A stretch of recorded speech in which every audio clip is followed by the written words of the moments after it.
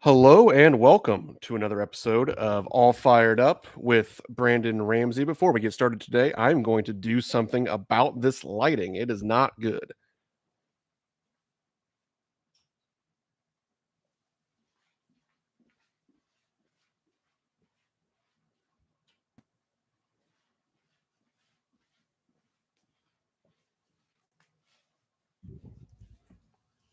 Ooh, boy,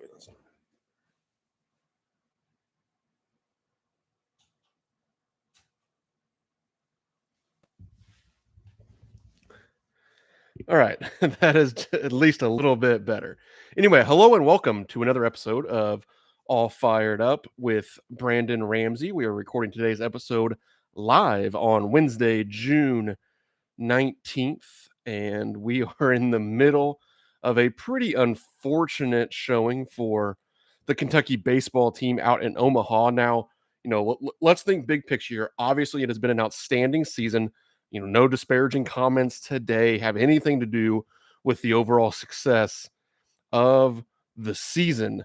But man, today was tough, and it just stinks when obviously everybody's so excited, especially having to wait from last night when the game gets postponed, and everybody is so excited about today's game against Florida, and then about as soon as they get started, it is over, unfortunately.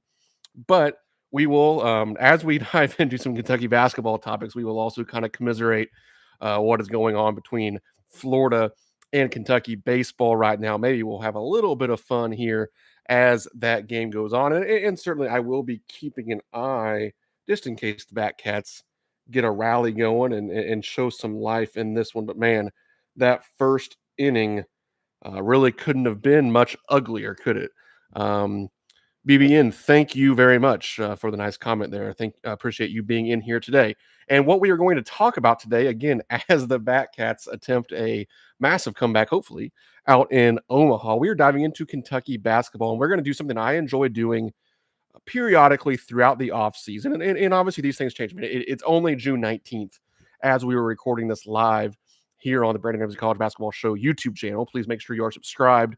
If you are in here, leave the video a like as well. Also, off the top, make sure you're following me at BRamseyKSR on Twitter as well. But I like to kind of give a in the moment projection of what the rotation is going to look like, and along with that, what the minutes distribution is going to look like. And now I did something similar last offseason, probably closer to when the year actually started. And I'm sure I'll update this because again, I mean, literally Kentucky just had their first practice off-season workout essentially on Monday. I believe they get 4 hours a week for 8 weeks with a ball. Then you also get 4 hours of kind of team activity like strength and conditioning, film work, things like that. So you get 8 hours a week. Half of that can be with a ball. That goes for 8 weeks in the offseason, which pretty much takes you to the point where school starts in August. But this Kentucky team of 12 brand new pieces, brand new coaching staff, just got together for the first time. So we understand this is a way, way too early projection. We're going to learn some things from practice as that goes on. We're obviously going to learn some things from the preseason. We know somebody might get hurt along the way. Obviously, there's a 13th scholarship still out there that could change the calculus of everything that we're about to talk about today. However, snapshot in time, June 19th, and we are going to look at what I believe the minutes distribution, the rotation projection, all that good stuff will look like this coming season. Now, I know this will get some people worked up, and there's going to be a million people who are going to tell me, "Oh, well, so and so is definitely going to play more than that," or "There's no way so and so is going to start." I get all that. Just one man's opinion. You feel free to put out your own as well. And also remember, if you give minutes to somebody, you got to probably take minutes away from somebody else. There's only 200 minutes to be played across a college basketball game. So you got to make sure it all adds up. And then secondly, you can't just tell me, well, Kobe Bray is going to play more minutes. Well, okay, I'm 100% fine with that. But then does that mean Otega Oweh plays less? Does that mean that Jackson Robinson plays less, etc.? So that's what we're going to attempt to dive into today. But first, we have a question from BBN in the comments. And anybody else watching live, if you have a comment, please make sure to leave it in the chat as we go along today's show. I have a question. I'm concerned about having secondary ball handlers if Brea starts at the 2. How do you see the guards working out? Well, we're obviously going to dive into that throughout today's show, but to answer the question more specifically, um,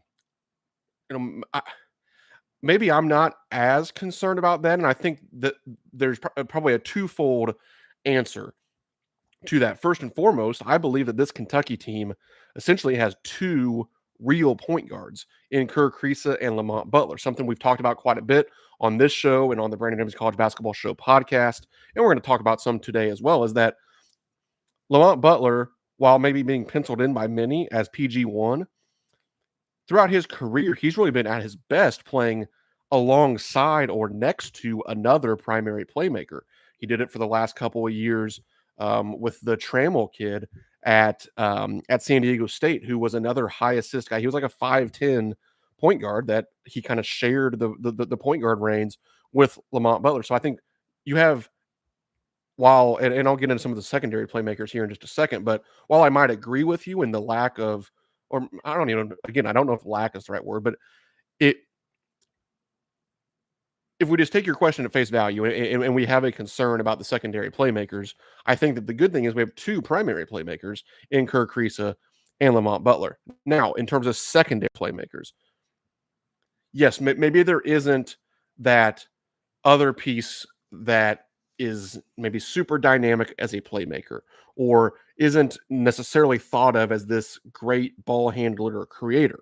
Now you have Jackson Robinson, Kobe Brea, who's decent off the dribble, but mostly going to shoot threes. He's not going to attack the basket a whole lot. Jackson Robinson hasn't been a super high assist guy in his career. Tega Owe, kind of same thing there. Now, if you go further down the bench, I think Travis Perry and Colin Chandler are guys that could develop into that role. And if you end up really needing additional ball handling, additional playmaking, I think there'll be times this season where Colin Chandler, probably especially, but also Travis Perry, can give you real minutes in a real game and contribute to winning for this Kentucky team.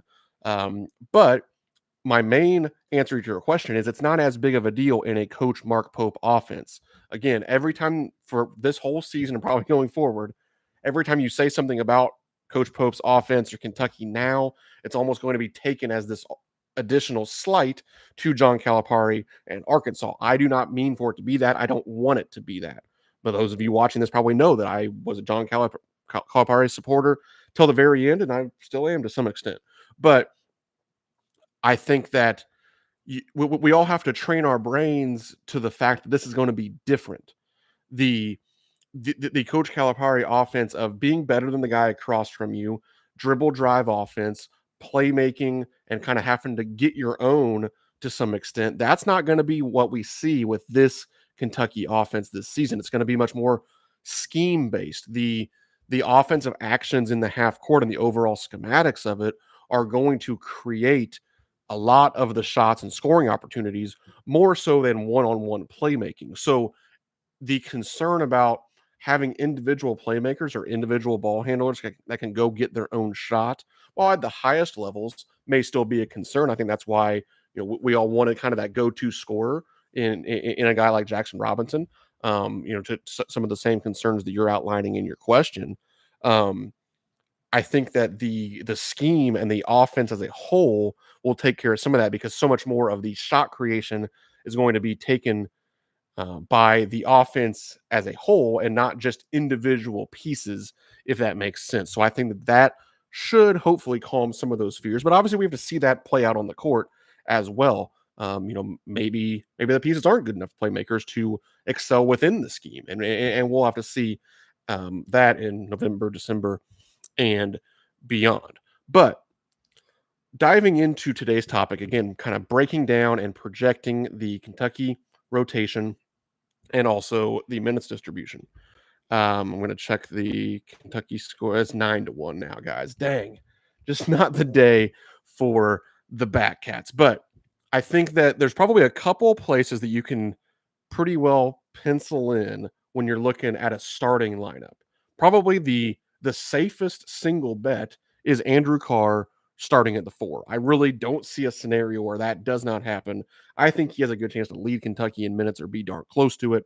Just think that he is the prototypical perfect fit for Coach Mark Pope and what he wants to do offensively. I also think that you can pretty much pencil in that Lamont Butler is going to start. Now, we'll talk a little bit about kind of the position in the backcourt he's going to start in a second, but I think that Lamont Butler is also going to start. These are guys that have started pretty much every game in their collegiate careers. Not that necessarily matters a ton,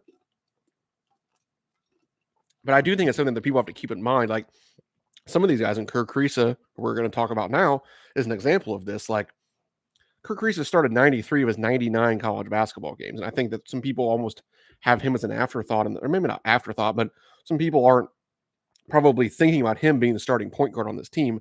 I still think if I was coaching a game and had to play tomorrow with this Kentucky basketball team, I'd be starting Kerr Kriisa and Lamont Butler together in the backcourt. Now, again, there's a cause and effect to every decision. I understand that the effect of me wanting to start Kerr Kriisa and Lamont Butler together essentially means that you're not starting Kobe Brea or Jackson Robinson. And I understand why that immediately sounds some alarm bells in the minds of Big Blue Nation, because we just went through a season where two of our best players, which Jackson Robinson and Kobe Brea are certainly projected to be two of the best players on this coming season. We just went through a year where two of our best players did not start, and it obviously caused issues, especially down the stretch with the Kentucky team. But I think the minutes distribution is just going to be it's going to be a much thinner line where you're going to see a lot of guys play between 20 and 30 minutes, and probably nobody exceed 30 minutes this year for Coach Pope, at least when you consider his past BYU teams. That's just generally the way that things worked. A little bit more subbing in and out and a more even minutes distribution among also a larger rotation than we're probably used to as Kentucky fans. This could go 9, 10, 11 deep very realistically this season. I think that also another kind of starting point for this roster is that you can, in my opinion, you can pretty well chalk up the 5 position between Amari Williams and Brandon Garrison to essentially be a platoon. I think that those two guys are going to play essentially all 40 minutes at the 5, and it's probably going to be pretty darn even on a game-to-game basis. Now, foul trouble and everything is going to determine that game to game, but on the aggregate, I think you're going to see both of those guys essentially play 20 minutes a game. Now, will you get to that 20 minutes per game average by literally playing 20 minutes per game? Probably not, just by the nature of the 5 position, and especially these guys that maybe are a little bit more foul prone, that you could see Amari Williams play 30 minutes one game and Brandon Garrison only get 10. And then it might be vice versa in the next game because of foul trouble, who's playing well or what you need exactly out of the position, etc. But I think that's the other clear starting point with this roster. It's 40 minutes at the 5 between Williams and Garrison. So again, if I'm rolling out the starting lineup today, and this is where we're going to start really diving into it, I'm going Kerr Kriisa, Lamont Butler, Jackson Robinson, Andrew Carr, and Amari Williams as my starting 5. Now, again, I understand the very first thing is you're not starting Kobe Brea. He's the best shooter in college basketball. Completely agree. Well, I hear you 100% loud and clear. I think Kobe Brea is going to be an excellent player on this Kentucky basketball team this season, but I do think it matters that he is accustomed and comfortable coming off of the bench. Just look at what he did this past season at Dayton. He came off of the bench really for the vast majority of his career, really. He is, let me get it pulled up here.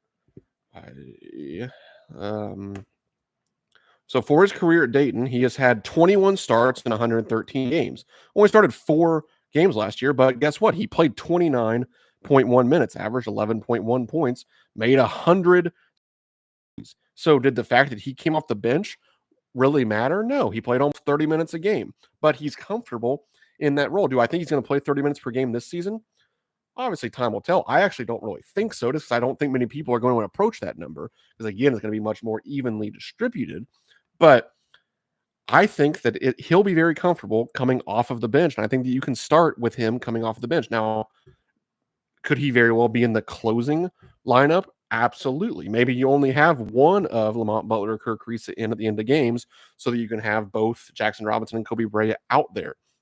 But I think Kobe Brea comes off the bench right away. And then I think kind of your core 8-man rotation obviously includes Brea off the bench, and then Otega Owe, who can slide 2 through 3 and probably even a little bit of small ball 4. Like I'm really interested to see potentially some lineups with like a Creaser or Butler at the 1, and then all of Brea, Robinson, and Owe in there together within a 5-man. As I think that still gives you enough length, size, and athleticism on the perimeter 2 through 4 to survive. And then especially if Williams and Garrison are kind of what we expect them to be at the 5 in terms of shot blockers, rim protectors, rebounders, etc. I think you can play a little bit of that, and you're gonna be so hard to guard on the offensive end. And then obviously, as we talked about Brandon Garrison, I'm really high on him. I think that he has a chance to maybe even be he's almost certainly the higher upside of the 2 5 men that Kentucky will have this season. I think he's going to play his way into a pretty major role for this team. So again, I have my starting 5 as Kirk Reese, Lamont Butler, Jackson Robinson, Andrew Carr, and Amari Williams, with my first 3 off of the bench being Kobe Brea, Otega Owe, and Brandon Garrison. Then probably a little bit lesser role, but still playing in every game, being a real rotation piece for this team. Ansley Olminar, I think, will get those back up 4 minutes behind Andrew Carr. And then he's probably the de facto 9th guy. Now, obviously, then the question becomes, do any of the freshmen play? And if so, how much? Colin Chandler, Travis Perry, Trent Noah. I think that Colin Chandler has maybe the most direct path to playing right away. And I think that for a few reasons. First of all, he's 21 years old. Now, he hasn't been playing basketball a whole lot during his mission trip over the last 2 years, but I think that he will still just the age and maturity that he has, I think will go a long way. He was the top recruit in BYU history when he committed to play for Coach Pope there and then came over with him now, but he's very, very athletic. I think he can be that secondary playmaker type that we were talking about to begin the show. And then also he shoots it very well, super athletic. As I said, I think that he can play his way into some minutes.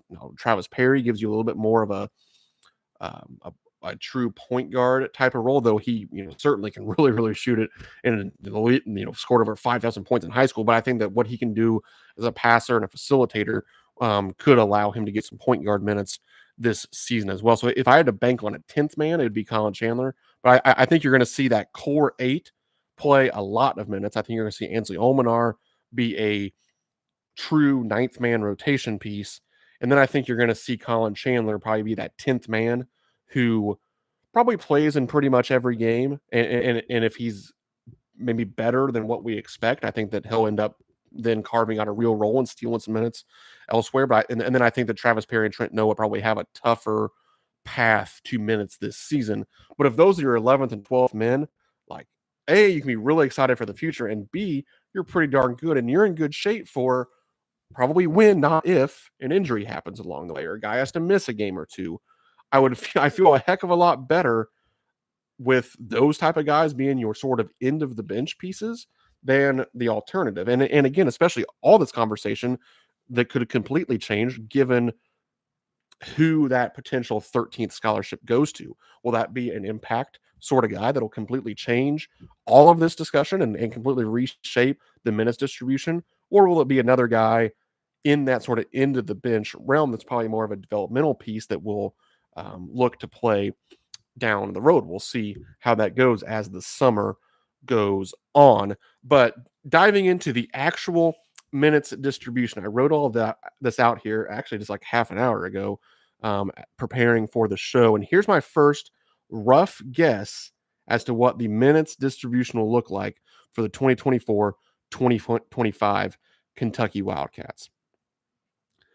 Again, I have Kirk Reese starting at point guard. I think he's going to play 22 minutes per game. Then I have Lamont Butler playing 28 minutes per game. Jackson Robinson playing 30 minutes per game. Andrew Carr playing 30 minutes per game.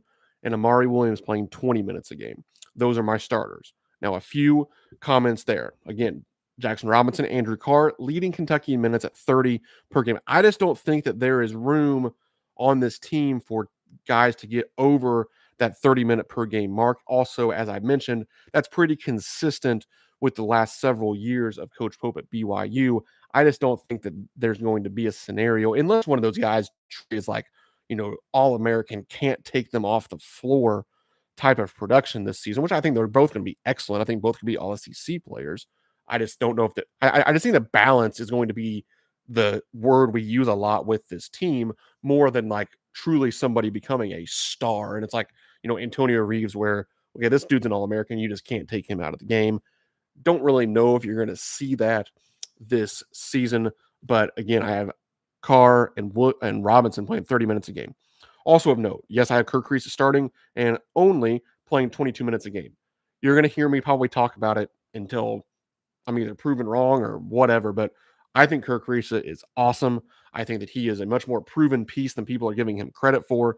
And I think he's going to be a huge, huge part of Kentucky's backcourt and success this season. And you could say, well, then why do you have him playing 22 minutes a game? Again, because I mean, first of all, because somebody has to play a little bit less minutes. And I also just think that positionally, he has a little bit harder time like moving around. I mean, now the way he can make threes, he could play off the ball, but I think that his minutes are generally going to be either at the one or playing alongside Butler.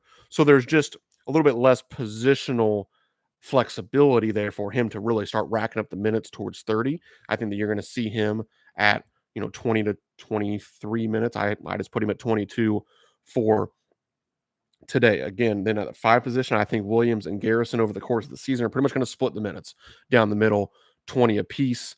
And then that leaves and then I had Lamont Butler at 28. I just think that his veteran leadership, obviously having just won at the highest levels of college basketball throughout his career, what he can do defensively, his ability to be that playmaker for this team, I think that's going to lead to him playing a lot of minutes this season. That's why I have him at 28. Now, could I see him and Kriisa maybe even flipping or maybe averaging towards like 25 apiece?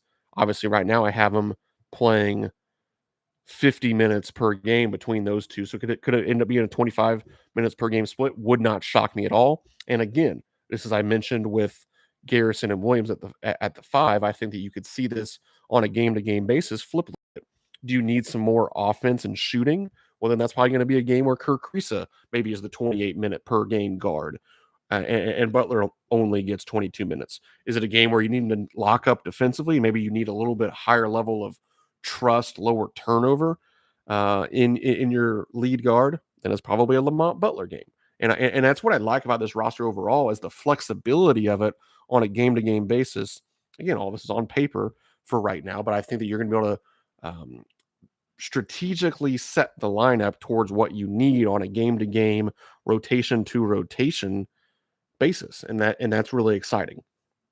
So again, for my starters, I have Kriisa, 22 minutes a game, Butler, 28 minutes a game, Jackson Robinson, 30 minutes a game, Andrew Carr, 30 minutes a game, Amari Williams, 20 minutes a game. Going to the bench, Kobe Brea, 25 minutes a game for me. Again, that might seem low, but he played 29 minutes a game off the bench last season. I think that obviously his shooting ability is going to be hard to take off the floor, but there's a lot of other shooting on this team and a lot of other talent to go around. And certainly some guys that can defend. And when that's important, he may not be in there as much. You might need some more playmaking that you can get from some other guys. Now, one thing to consider with Brea, he's a pretty darn good playmaker for himself. He creates threes off of the dribble. That's something people need to understand. This is not just run him off screens like JJ Redick and catch and shoot. He created threes off of the bounce at a high level last season. He was a really, really high percentile scorer, points per possession via synergy in scoring off of as the pick and roll ball handler. And that's something that I think Kentucky fans need to be ready for with Kobe Brea. But again, I think that 25 minutes per game is pretty fair for a lot of these guys because, again, you're going to see it balanced throughout 8, 9, 10 players. Then I have, obviously, Brandon Garrison, who we've talked about. I have him at 20 minutes per game next. And then I have Otega Oweh coming in at 17 minutes a game. That's the one I have the hardest time with, honestly, because that feels, it sounds, it seems low. I think Otega Oweh is awesome. He's the second leading scorer on a 20-win Oklahoma team last season that just missed the NCAA tournament. He's one of the highest level perimeter defenders in college basketball. As I've said, I hate player comparisons, but it just helps Big Blue Nation. I think Otega Oweh is everything we always wanted a Due Fiero to eventually become. And Otega Oweh already has been that at the same age as a Due Fiero, honestly.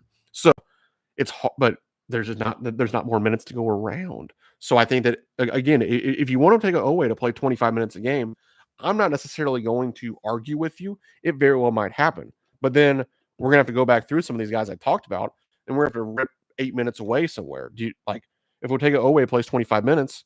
Are you good with saying Kobe Brea plays 20? Are you with saying that Jackson Robinson plays 26? Because if you're okay with that, then all right, I'll get on board. Wouldn't shock me at all. But this is just how I see it playing out currently. I think that Oweh might be the lower minute guy in the 8-man rotation. Then I have Ansley Olminar at 8 minutes per game, essentially backing up Andrew Carr at the 4. Again, somebody has to play not very many minutes in order for some of these guys to play more minutes. And I think that he's the perfect backup.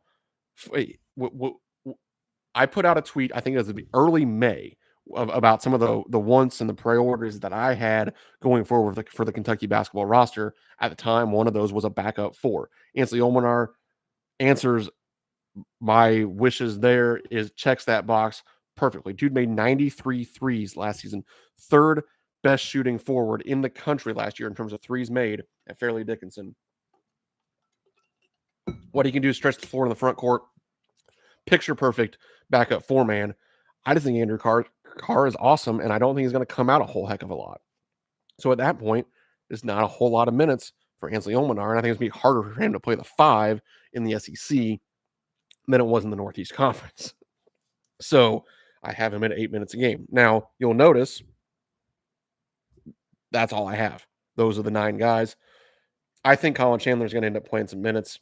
I'm going to need to get closer to the season before I truly factor him in to the rotation. But you're going to see him, Travis Perry, maybe even Trent Noah, steal some minutes on a game-to-game basis. But I think that those are your 9, what I will consider rotation guys. Now, does Colin Chandler end up getting 5 to 10 minutes per game? Quite possibly. But again, does that who are you going to take away from that? Does Otega Oweh play even less? Does Kirk Reese or Lamont Butler play even less? Does Jackson Robinson or Kobe Brea play even less? You're going to have to take those minutes somewhere. And right now, I feel more comfortable giving those minutes to the 9 guys I talked about than the 3 incoming freshmen. And part of that's just because it's June 19th and we haven't heard hardly anything about these guys yet. We haven't seen them do anything yet. So I'm going to lean on those older guys when we do this on June 19th. Now, when we revisit this, maybe after we get through the 8 weeks of the off-season workouts and practices and we get some, practice notes and insider scoop and all that good stuff. Yeah, we'll revisit this. We'll do it again, probably around when school starts in mid-August. And maybe we'll have a clearer picture, at least at the time, of how things shake out, especially if we add a 13th player. But wanted to dive into this today. I think it's a really interesting topic and a fun one to go through. Again, just to round things off here for today's episode, my starting 5 as of June 19th for the Kentucky basketball team: Kirk Reese, Lamont Butler, Jackson Robinson, Andrew Carr, Amari Williams. First 3 guys off of the bench: Kobe Brea, Otega Oweh, Brandon Garrison. De facto 9th man, Ansley Olminar, and then probably Colin Chandler getting some spot minutes as the 10th man. Travis Perry, Trent Noah playing sparingly, or eventually maybe not at all, off of the bench. Minutes distribution coming out to Kirk Reese at 22 minutes per game, Lamont Butler 28 minutes per game, Jackson Robinson at 30, Kobe Brea at 25, Otega Oweh 17, Andrew Carr 30, Ansley Olminar 8, Amari Williams and Brandon Garrison 20 apiece. As you're watching this in the future, if you want, leave your minutes distribution in the comments below. Also, if you're watching in the future, give it a like, please. Make sure you're subscribed to the Brandon Ramsey College Basketball Show YouTube channel. This is where every Wednesday at 12:30 p.m. Eastern Time, we host these live episodes of All Fired Up with Brandon Ramsey, which I really enjoy doing, in interaction with the guests. Also, you can catch the Brandon Ramsey College Basketball Show on podcast This week, on Monday, I had part 1 of a 2-part episode, which will air on Friday, breaking down the transfer portal additions and some incoming freshmen for all of the SEC schools. So I think that's a really good episode for people to go catch on Spotify or wherever you do listen to the Brandon Ramsey College Basketball Show. And then also, as always, to make sure you're not missing any of my content, whether it be the podcast, the YouTube show, or my written work, which is on KentuckySportsRadio.com, part of the On3 Sports Network. You can catch all of that on my Twitter feed at BRamseyKSR. The Batcats are currently trailing 9-2 in the top of the 5th. Not looking good out in Omaha for this one, but great season for them as well. To shout out to them and everybody now. Go back and support the Batcats as they wrap up their College World Series trip. So thank you all for tuning in today. Hope you enjoyed today's episode as we break down the rotation, minutes distribution, all that good stuff for the upcoming Kentucky basketball season. Leave your thoughts down below as you watch this. And thank you all for being here. I hope you have a great rest of your week. And tune into the Brandon Ramsey College Basketball Show Friday morning on Spotify, wherever you do listen to the shows. Leave it a like, comment below. Make sure you subscribe to the channel. Thanks for being here.